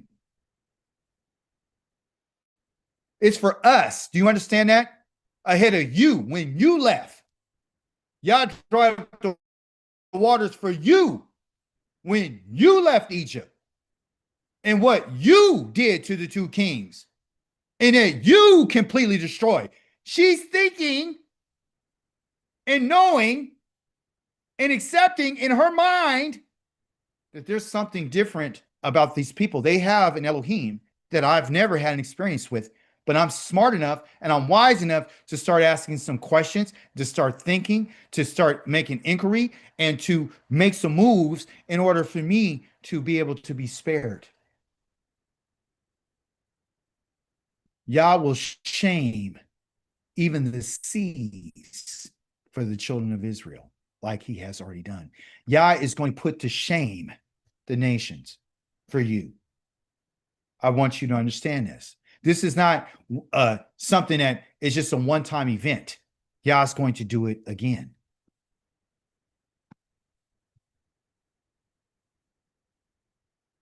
She said, this is her testimony. For Yahweh, your Elohim, he is Elohim, in heaven above and on the earth below. How does she know that? How does she know it? Did someone come to her and minister to her? Did someone put her in a Bible study class? Did someone, I mean, how does she get it? Did she have the scrolls from Abraham, Isaac, and Jacob? How does she get it? How did this prostitute get it? How does she know this? How does she understand this? Oh, that's right. She had to make a decision for herself. Oh, that's right. No one convinced her. She did it on her own. Oh, that's right. She wanted to know for herself what this meant for the city that she's living in, that she wanted to be spared. She asked them to spare her father and her mother and her sisters and her brothers and everything that belonged to them. So what it means is that this woman wanted to continue. She wanted to continue her life. And she also understood that there had to be a change of her behavior. There had to be a change of her mindset. She was not willing to be a prostitute anymore. But she's not the only prostitute. The Most High has used her as an example to teach the children of Israel what a prostitute or someone with a prostitute's mind, someone with a whoring heart has to do. Someone with a whoring heart has to recognize that Yahweh is Elohim, and he's the only one. If this prostitute was able to recognize that, surely an idolatrous people, more specifically the children of Israel, have to recognize that. And we have more information, so what will be our excuse? She understood what it meant, and so should I, and so should you. Our Torah portion is called Shalach, but in our Torah portion, there was a word called Salak. The Shalach has a SH, and then the A, and then the LACH right here, okay? But we don't have that. This is a word called Salach. It's not Shalach, doesn't mean a sin. This means something different. And what does it mean? It means to forgive. That's what this word means. Part of our Torah portion is Shalach, is you found that the Most High does forgive. He does forgive. Okay? And so we need to find out what forgiveness looks like. What is Yah's forgiveness and what comes with it? Because it did say that he said your corpses are going to drop dead in the wilderness for the next 40 years. So that's going to happen. Well, let's dig a little bit deeper. Let's find out what it means. Okay. Okay, there you go. Figure. He says, if this is what Moshe said, if you kill off all this people at a single stroke, then the nations that have heard of your reputation will say that the reason Yahweh slaughtered this people in the desert is that he wasn't able. Going back to our word that Kalev said that we are able. So Yah's ability is in question. So his mind was, I'm going to wipe these people out, which included Caleb, which included Joshua, which included Aaron, which included the priesthood, included everybody. All the women and children. I'm going to wipe this people out. I'm going to kill every last one of them. Moses contended with the Most High, and he said, hey, if you do this, they're going to hurt your reputation, meaning his name, and they will say the reason why Yahweh slaughtered this people is because he wasn't able, he didn't have the ability. And the Yakol is a Yod and a Kaf going to Caleb's name, and a Lamed goes into Caleb's name. That means that Yahweh was not able to completely bring these people into the land which he swore to give to them. Going back to the land that he swore to give to them is based on the promise. So what it's saying is Yah's not able and doesn't have the ability, or he's not able to complete the promise that he made to, or he swore to their fathers. So Yah's not going to keep his promise because he doesn't have the ability to keep his promise. And that is what's in question. Right? So this is 40 years before Rakav, the prostitute, what she said. So Moshe already knew that the people in Mizraim who knew that the Most High took them out of there, he said, they're going to go tell people what you did. These other people are going to find out that you were with them. They're going to find out that you had a cloud in the day and a pillar of fire at night. They're going to find out that you did all these signs for them. They're going to know all this, and this is based on your reputation. And your reputation is at stake. So with this, and there's other scriptures that tell us that Yah is concerned about his reputation. Yah's not concerned about just killing everybody off, everyone. What Yah's concerned about is what he swore, because what he swore was based upon his reputation, is based upon his name, which is this name right here. That's what he's concerned with. He's concerned with the holiness or the set apartness of his name, which everything that goes along with it. He's concerned with the ability, the power that is associated with his name. None of this is ever supposed to be brought into question. So when you and I are deciding whether or not you and I want to listen to him, and we're not doing what he told us, we're not keeping the Sabbath, we're not even attempting to, we're not keeping the diet, we're going to question this, you're questioning his reputation. You're saying that what he said, there must be a problem with it. When you're not thinking about your destination, which of course truth leads you to your destination, you're not concerned with the truth. The truth is Yah made a promise. And the promise that he made was to Abraham, Isaac, and Jacob to bring their descendants into a land. He didn't promise them heaven. He did not promise them to be saved. He didn't promise them any of that stuff. He promised to bring them into a land that they would possess. For how long, Akika? Well, if you read Psalms 105, you'll find out that it's forever. It's perpetual. It's not, there's no time frame on it. It's from generation to generation to generation to generation. As long as there's a heaven and the earth and the sun and the moon and the stars that won't disappear, the promise that has been made is to the people that belong to Abraham, Isaac, and Jacob to give them a land. The very land that our ancestors rejected. So you're telling me that Yah has done this all based upon the land? That he hinged his reputation on keeping a promise about a land? Yes. That's what it's always been about. It's about Yah. It's about his ability. This is the reason why Kalev was so certain about Yah. Because he understood that for himself. He didn't need anybody to join up with him. He didn't care whether or not anyone was listening. Him and Joshua were not like Batman and Robin. They just both had a different type of spirit. Most High didn't even say Yehoshua had that spirit. He didn't even say that. He didn't even say it. He did not say it, not one time. He didn't say, well, Joshua and Caleb both had the same spirit. He didn't say that. So you and I should learn from this, that Yah's reputation about his ability is in question. The problem that we're having today is this. The individuals who are counseling out the land, who don't want to go back to the land, are the ones who are saying that Yah doesn't have the ability and he's not interested in keeping his promise that he swore to our fathers. Because Yah doesn't have the ability. When you tell someone that you're the children of Israel and you've been scattered to the four corners of the earth, and Yah's intention is to bring us back to our land, the moment they question and say, well, why would we want to go back there? Those are the people that were in the wilderness. They don't want to go back to the land. They can care less about what Yah swore. They don't understand that what Yah swore is based on his reputation, it's based on his name. And what he swore to our fathers was not sworn in a closet, it wasn't in secret, it was before all of the hosts of heaven. You understand? Someone have a question? Okay. 621:67. Hallelujah. So that's what this is about. It's about his reputation.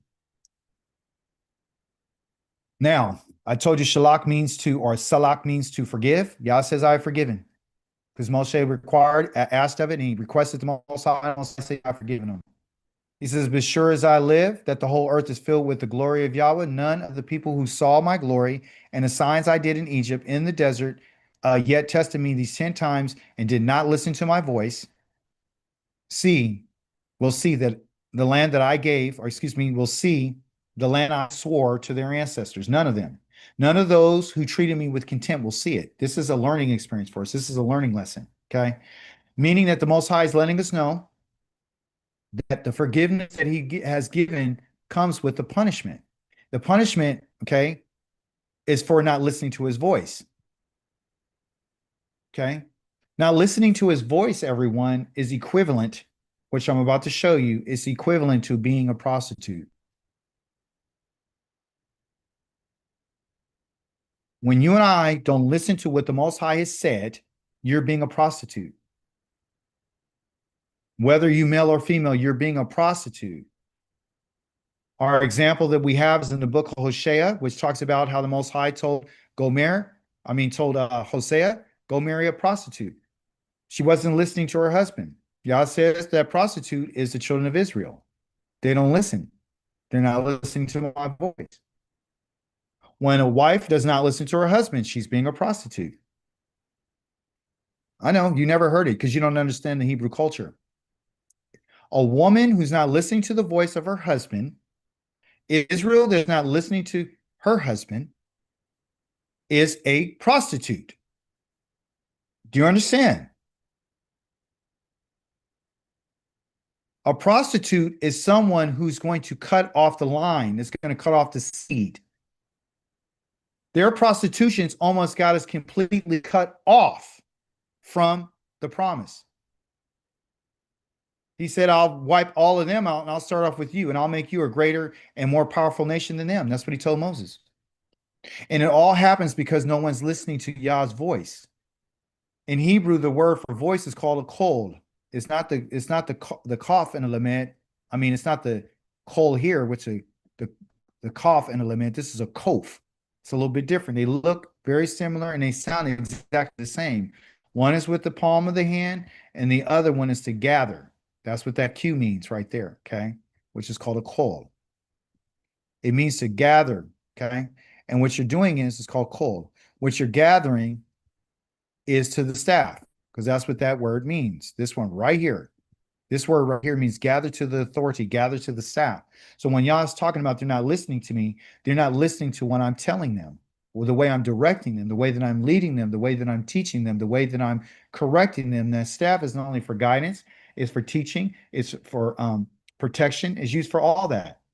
You understand? So, and it's for taming. So when you're not listening to what Yah says, to his voice, you're the one who's casting his words behind you. You're the wicked one. When you and I are not listening to the Most High, you and I are the prostitute. Okay? The only ones who are going to listen to the Most High are the ones who are like Kalev. The ones who are wholeheartedly. The ones who have a heart, a like heart like the Most High. That's what Kalev is, or like-minded. Okay? So if you want to be like Kalev, then you will not show contempt for the Most High. The ones who show contempt for the Most High are the ones who are not going to ever see the land. He's going to kill you in the wilderness, because that's exactly where you're going. That's going. And he declares this. He says, I live, because he never dies. He says that the whole earth is filled with my glory. That's based on that.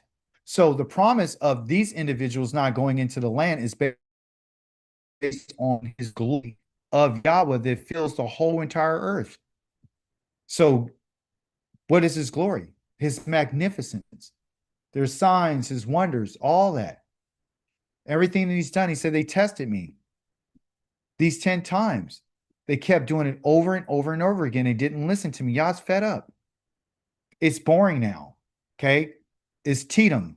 Okay. Meaning that it's monotonous. Okay. So it's like a monotony. Like it's just boring. I don't want to do it no more. It's like, why deal with these people? Okay. He said, I forgave them. I forget them like you asked me to, but there's always a punishment. There's a punishment even in forgiveness. So I thought that forgiveness was the slate is free and you're clean, you're free to go. That's not the way Yah works. I want you to understand what he's talking to us or what he's telling us today. That Yah's judgment and his forgiveness includes punishment. In order for Yah to be just, he has to punish the people who commit crimes or who has things, who have said things against him, who have gone against his word. He's not going to let you go free. Now, there are times when one would make a shagaga or an error or a mistake, but they still have to be addressed, and it still has to bring an offering for that. Okay. He says, as surely as I live, Yahweh swears, he swears this. He raises his hand. He says, as surely as you have spoken in my ears, I will do this to you. Your carcasses will fall in the desert. I thought you said you forgave us. Yeah, but you're going to die. Every single one of you who were included in the census over the age of 20, right? You who have complained against me and, excuse me, will certainly not enter the land, which I raised my hand to swear that I would have you live in it, except for Kalev. He's the only one, the son of Euphone, and excuse me, and Yehoshua, the son of Nun. Those are the only two. Okay. I want to deal briefly with included on the census so you and I won't get confused. Okay. Often you hear people say that the Most High killed everybody in that generation. He did not. Okay. The people that are included in the census are the men that were over the age of 20 years old who were written down in the census. It wasn't just a head count that they had in their head, everyone. It was written in a scroll. Remember, in our Torah portion, they went and they got all the young men at the age of 20 and up who were fit for military service. That, hey, so this is an army. So everybody who was included in this, except for the Levites, they were not included because they're set apart. Okay. The women were not included. The daughters, not included. The sons under the age of 20, not included. Okay. Caleb and Joshua were not 19 and 20 years old. They weren't young like that. They were probably in their 40s. By the time you get over to where they went into the land 40 years later, they're like in their 70s and 80s. So you understand what I'm saying? So it wasn't like they were just young, like 20-something years old, like you've been taught in our Bible stories. Okay. These were older men. Okay. But they were military men. When Yah decides to deal with the men, okay, and this is something we need to understand. Yah judges the men different than he judges the woman. Okay. The women didn't die by this decree. This was a decree because he says, surely as I live and you've spoken to my ears, I will do this to you. That's written down as a decree that all of you who's counted in the census, military men, are going to die. So what he's telling us is that the men that were in the army of Yah at this time were complaining against their king, and they were complaining against their authority. And so he said, I don't want this army. I don't want this army anymore. I'm going to kill everyone in this army. So he killed all the men in the army. Okay. Your reference scripture will be Isaiah chapter number 3-4, that shows you how the Most High deals with the military men versus the women. That's where you get the idea of 7 women grabbing hold of one man in chapter number 4, verse number 1 of Isaiah, and said, hey, be our husband. We'll take care of our own food. We'll take care of our own clothes. You just want to bear your name, because Yah had previously he's killing all the men. You understand? So the Most High, and this is not giving a woman an excuse. So let me tell you, so the men get killed, the women end up becoming widows, and the children become orphans. Okay. The punishment for the woman is just as severe as a man being killed. And let me explain it to you. The moment the woman loses her husband, she loses her name. She loses her authority. She loses her covering. She loses her protection. She loses her advocate. She loses it all. that means that she's not functioning correctly. She's not functioning in the capacity which she's supposed to.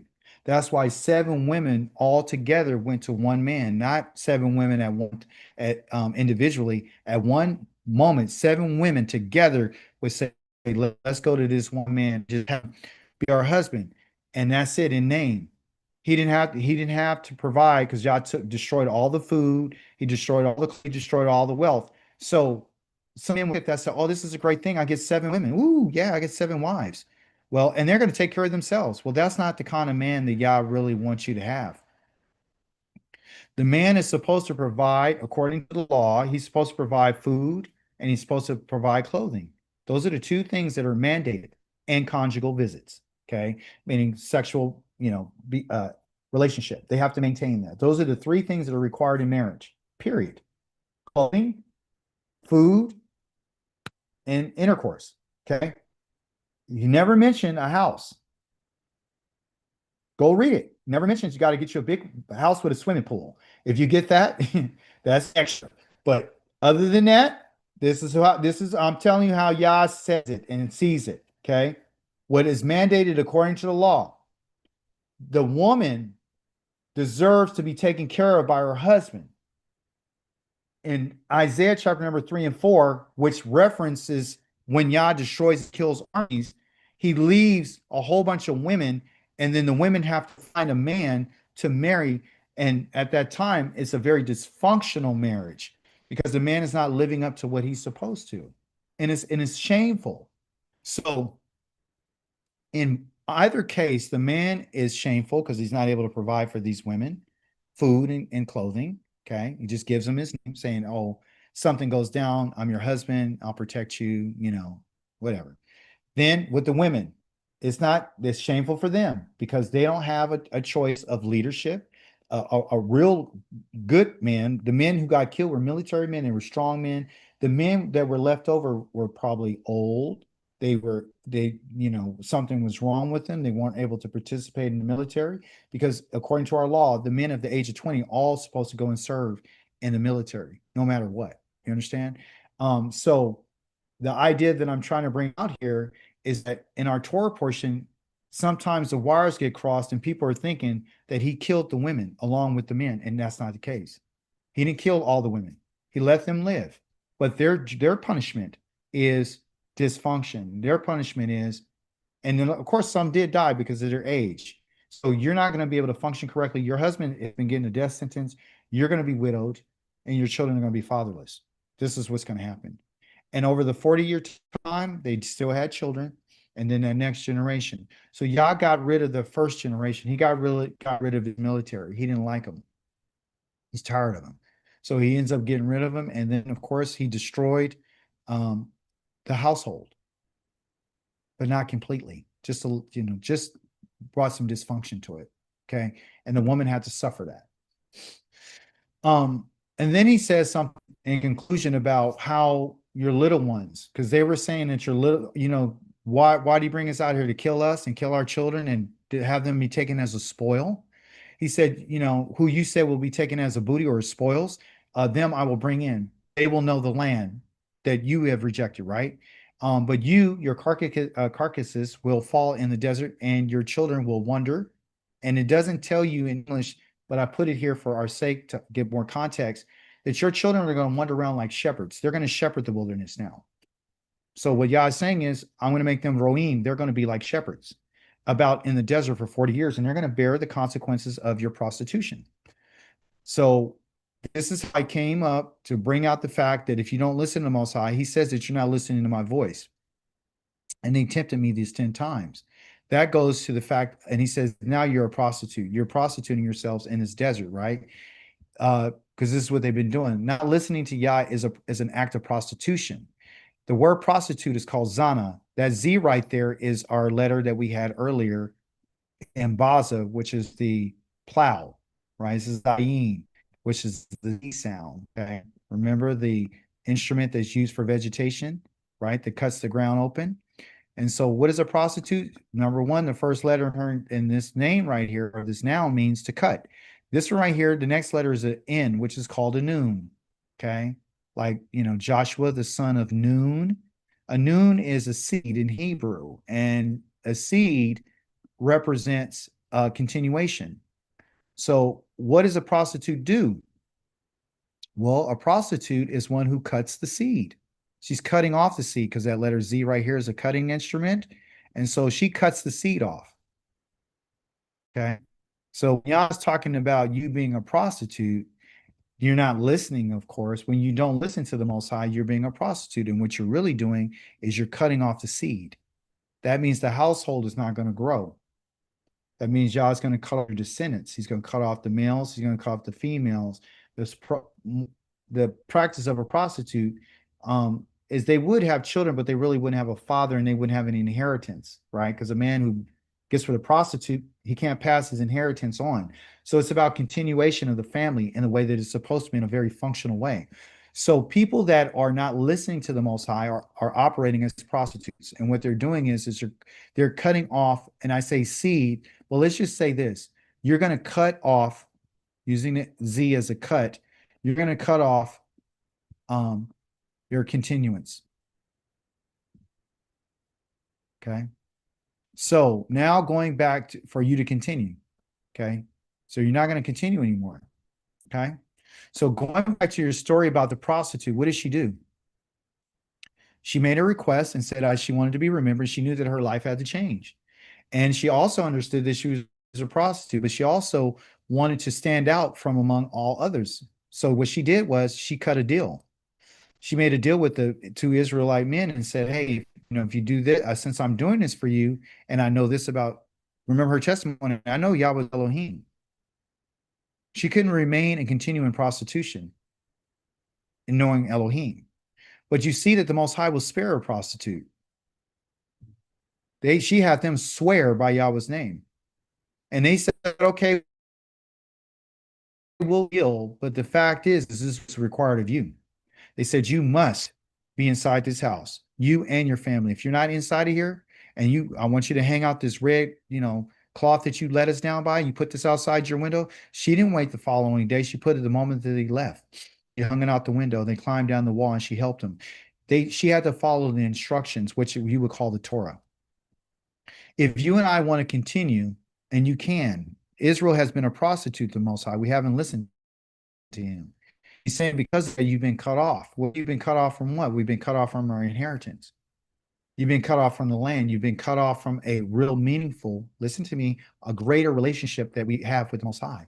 Our relationship now is not the relationship that is going to be when we get back to our inheritance, because Yah will be living among us and we will be blessed the way that Yah wants to bless us. We will continue. Our families will continue to grow.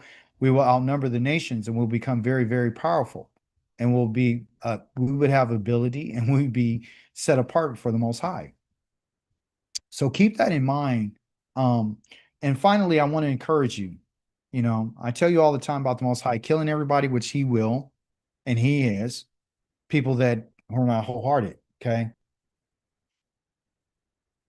But there's some encouragement. The encouragement in this situation for us is this, is that we have to become strong. Like it's mentioned in Yehoshua, in your Torah portion. I mean, in your Haftarah. Okay. There's a chapter before your Haftarah, excuse me. I read chapter number 1 and 2 completely so I can give him full context and understand why he was telling Joshua what he was telling him and why Joshua sent the spies. What Yahweh wanted Joshua to understand, which you find in our Torah portion, he was one of the young men. He was young, but he wasn't old. But he wasn't that young. That he wanted him to be strong. Very strong. Not just strong, but very strong. He wanted to be very resolute about and determined. But he wanted to be strong and resolute about following Yah. That's what he wanted. Okay? So it's not being strong just in body and mind, but it's also just being resolute to be able to follow the teachings of the Torah. And the teachings that he says is my servant Moshe enjoined upon you. Going back to what I referenced earlier, that you and I have to listen to what Moses said because he was Yahweh's servant. And he operated in a way that allowed us to continue to hear Yahweh's words. So when Moses died, the Torah didn't die with him because it wasn't Moses' Torah. Like you hear people talk about all the time, oh, the Torah of Moses. No, it's not the Torah of Moses. It's the Torah that Yah gave to Moses to tell the children of Israel, because they are the ones who chose to have Moses go on their behalf. Okay. So the Torah is something that you and I need to be mindful of, the teaching, because that's what Torah is. You want to know what the teachings that Moses was given, so that were given to you. That was passed on. Okay. Don't deviate from it. That's our encouragement. Yah doesn't want you to deviate from it to the right or to the left. Don't add to it. Don't subtract from what I'm saying. Because if you don't do it, or if you do it, you'll be successful. Whatever you do. Okay. The turning about, don't turn from it, is a word, the deviation right here is this word right here called tasur. Okay. And that right there is the S again. And then here's the U and then the or. Okay. And this word here, this letter here means to turn. And this one means the head. Okay.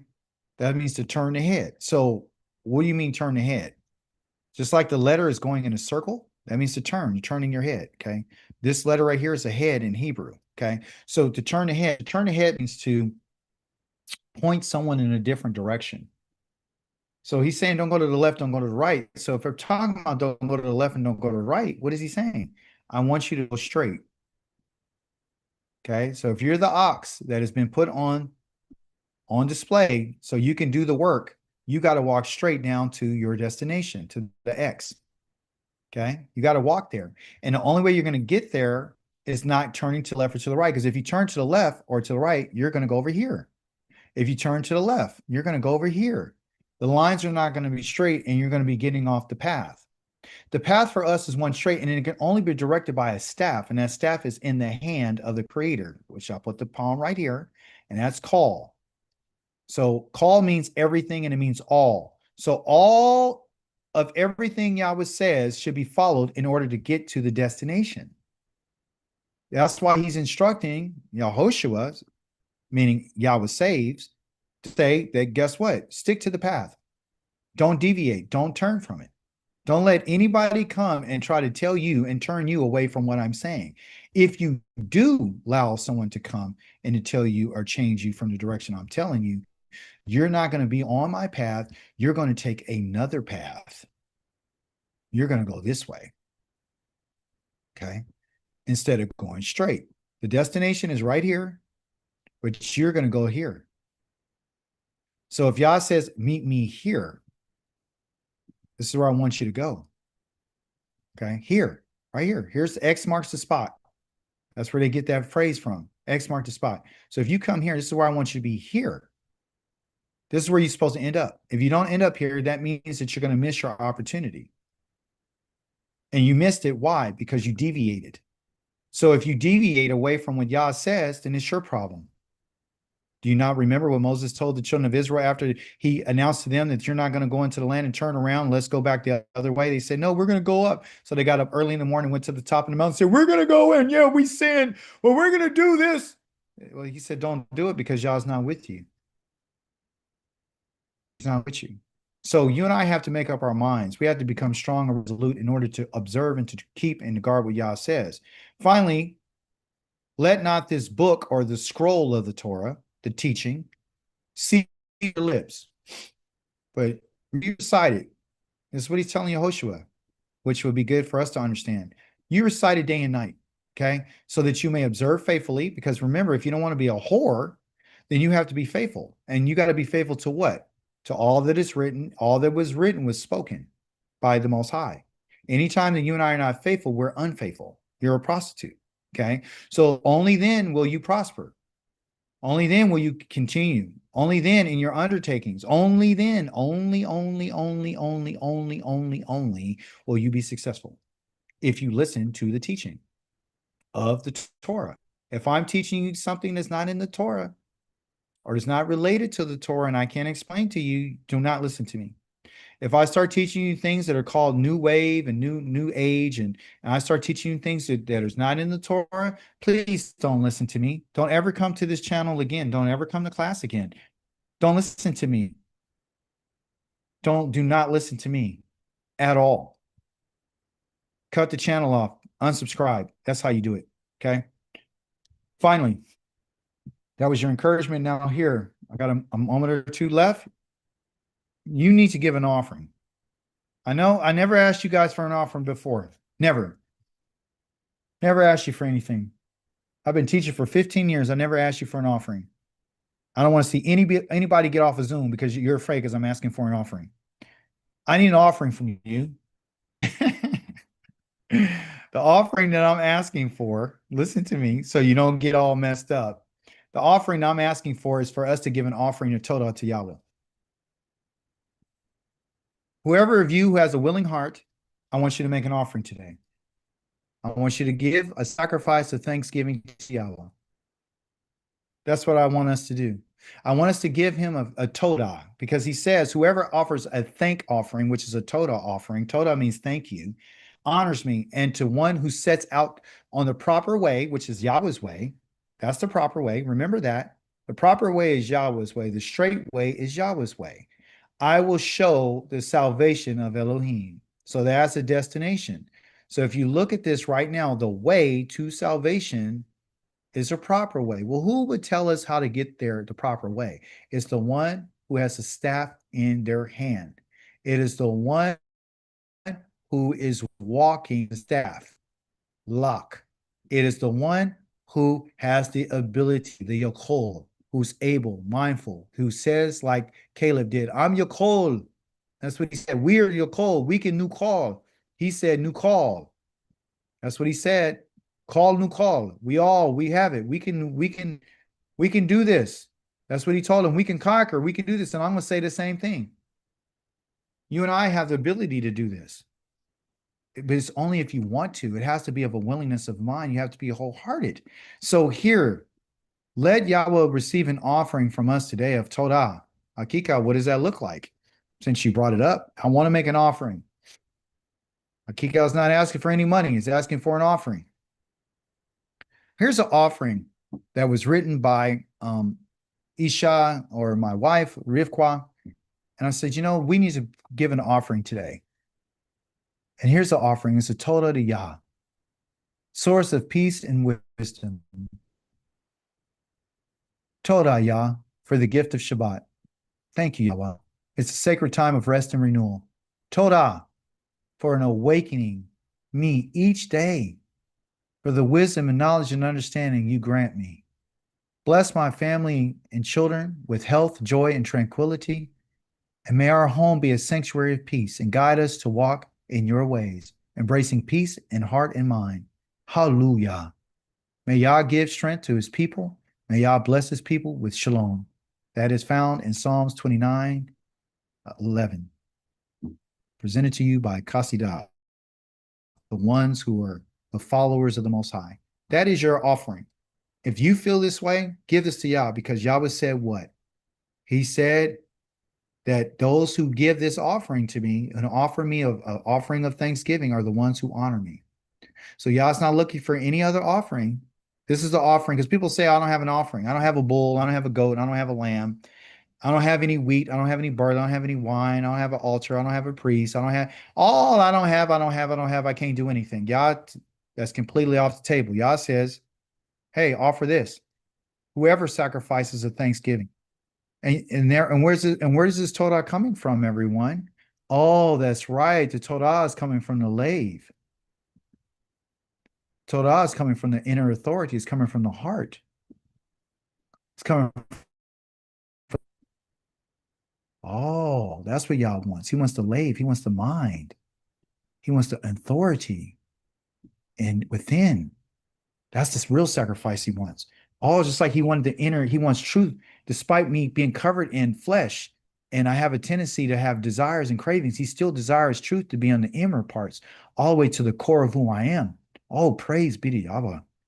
Because truth holds everything together, even me. If I don't have truth, I fall apart. That's what it is. So let's offer Yah a Todah today. Hallelujah. Hallelujah. Praise be to Yahweh.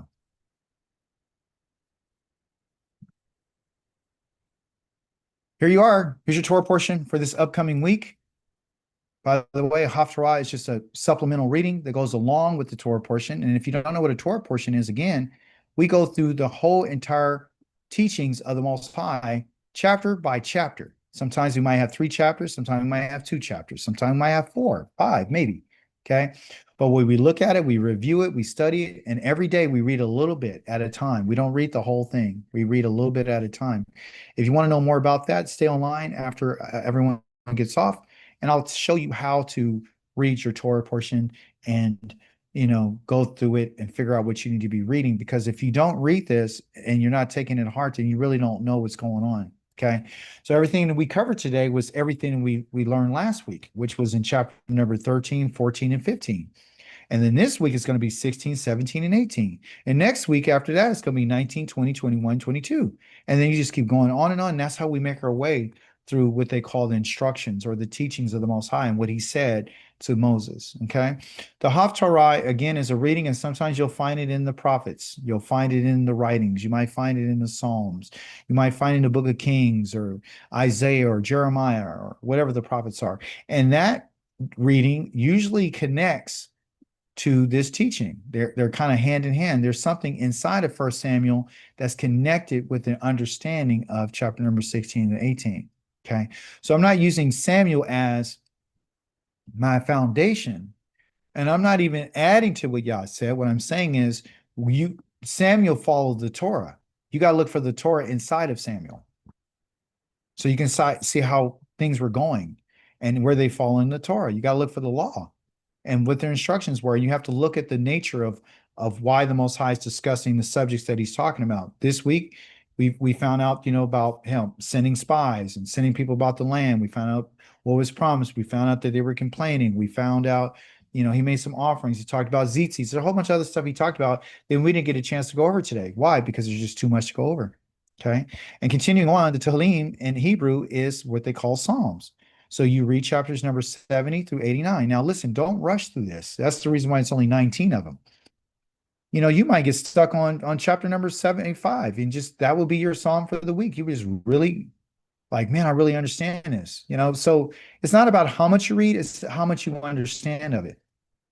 And then ask yourself some questions like, why? Why was this? Where, why, how, and why not? And so try to find those connections and look at what the Most High is saying to his people. Okay. And that pretty much sums up your Torah portion for today or for the review this week. I greatly appreciate you. This is a wonderful opportunity to share with you what I've learned. Anyone have any questions or comments or contributions? Thank you, Kobe. I appreciate that. Anyone who, before I let you go?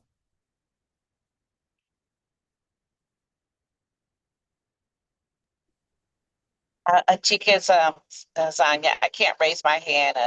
I'm on